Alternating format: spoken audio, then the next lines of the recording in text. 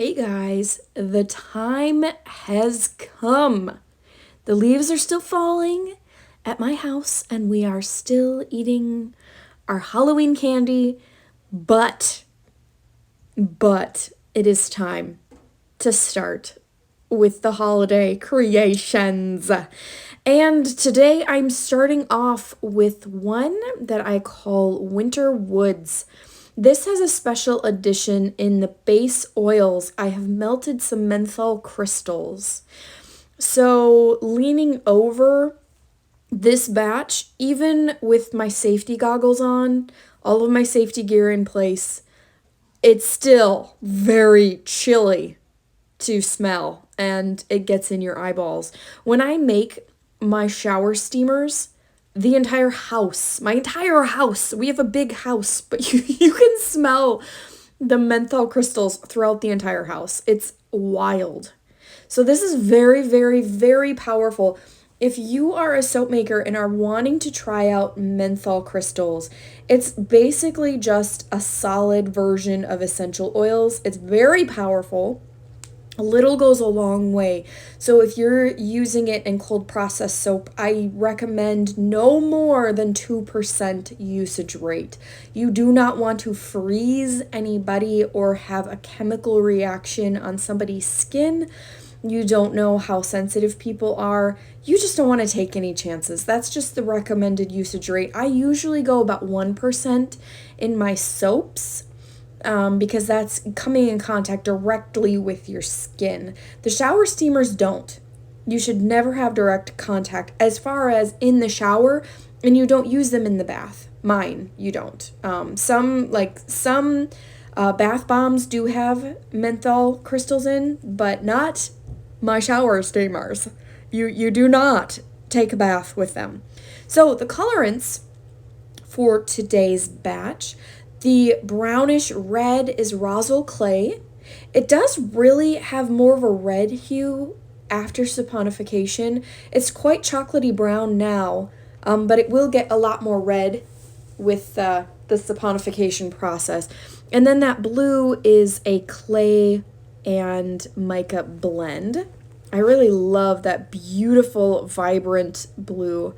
This was one of my children's designs. They love to come up with designs for me, and I love to use their designs. Like, it's just so special to me that they want to be a part. And I try to oblige. My kids are getting to the age, my older kids are getting to the age where they could actually help me make soap. And they have helped with different processes here and there, but this one I just made myself. It's just less risk, even as they're older. This top, I did have an idea of what I wanted to do, but the fragrance set up a little faster than I had remembered. This is mahogany teakwood from Nature's Garden. It's a really, really, really fantastic scent. I wanted something woodsy. That was actually one of the specifications that my daughter put on. I love that. Like, it's not even just the design. She actually chose the colors and the scent. Like, she went all out.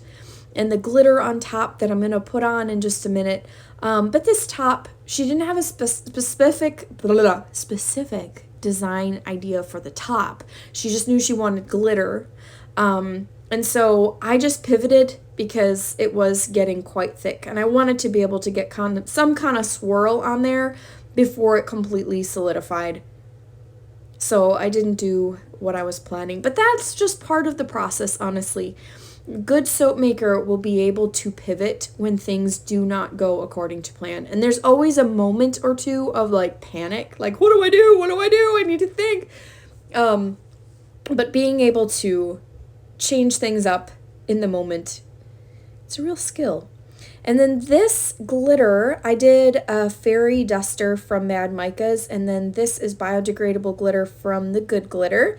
And I'll have a close-up so you can actually see the top closer, because now it just looks like a mad chaos of glitter, but which it kind of is.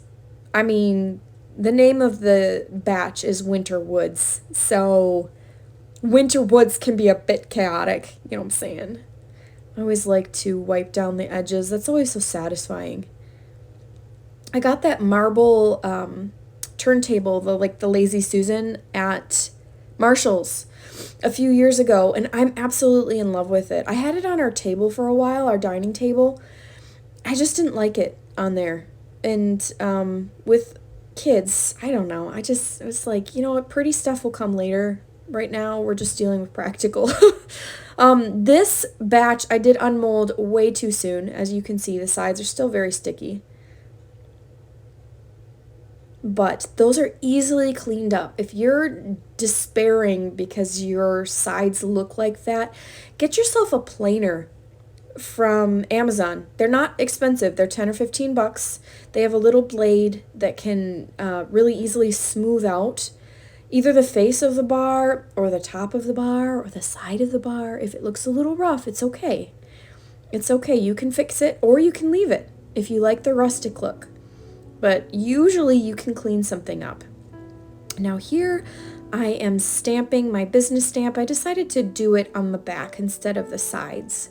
And then I did stamp the sides with the word menthol, just so people could know at a glance, like, this does have menthol in it.